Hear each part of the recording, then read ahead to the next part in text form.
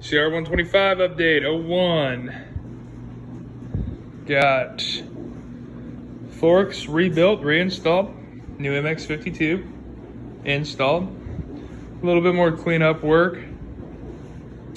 MX52 out back. New 52 tooth rear sprocket. Primary drive guide. New guide and slide.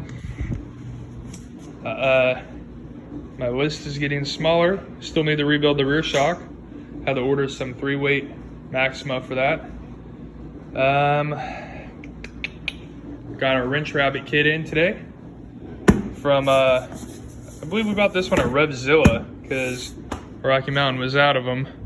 So that is going in, but my pile of parts for the rebuild slowly but surely getting smaller. Got the motor on the stand. She's all drained, filthy, but I'm gonna wait to clean it because I don't want anything to rust.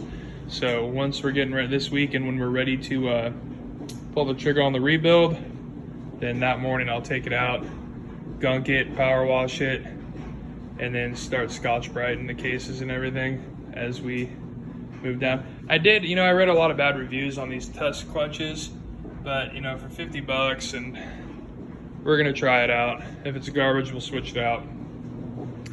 But the CR is going to be a force to be reckoned with. This is gonna be, it's too little for me. I mean, this is more of just a passion project, winter project. Got the RM winter project, got a CR winter project. But yeah, I mean, it should keep me busy for a couple weeks, and if we do decide to sell it, whoever goes ahead and buys this bike is gonna have themselves a really nice bike with some videos to watch of it being built as well. So trying to keep the updates coming. Sometimes we get a little bit in the zone when we're out here working and forget to film everything and kind of just film the aftermath, but I'll work on that and some editing skills as well so I can give you guys a quality video. Thanks for watching.